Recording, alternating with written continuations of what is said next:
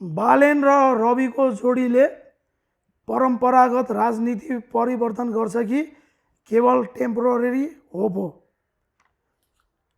बालेन र रविको जोडीले परिवर्तन गर्छन्, हामीले आशा पनि त्यही गरेका छौँ होइन।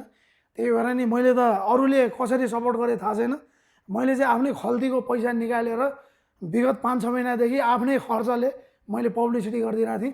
अझ विशेष गरी बालेन शाहको लागि मात्रै मैले यो 6 महिनाभित्रमा 2000 भन्दा बढी इन्टरभ्यू गरिदिइसकेको छु कि मैले त्यही केही परिवर्तन होला भन्ने आशले नै होइन। र रवि र बालेनको जोडी चाहिँ म चाहिँ होइन हाम्रो फिल्म लाइनको जोडी भने जस्तो होस्। जसरी मदन कृष्ण श्रेष्ठ र हरिवंश आचार्यको जोडी होइन एकदम वर्षौँदेखि चलिआइरहेको छ। रवि बालेनको जोडी पनि त्यस्तै भइरह्यो भने होइन हाम्रो देश नेपाललाई केही न केही राम्रो हुन्छ। तर उनीहरूको जोडीलाई छुटाउन खोज्ने, फुटाउन खोज्ने होइन धेरै तत्त्वहरू लागिपरिरहेछन् यहाँ होइन।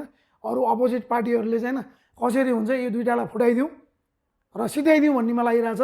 रवि र बालेनले यो कुरा बुझ्नु जरुरी छ। मैले त धेरै इन्टरभ्यूमा जोडी भने जस्तै उहाँहरूको जोडीको नाम पनि बार जोडी भनेर राखेको छु क्या। हुन त रवि लामिछाने दाई सिनियर हो, तर रबा भन्दा अति मजा आएन, त्यही भएर मैले चाहिँ बार राखिदिएँ क्या।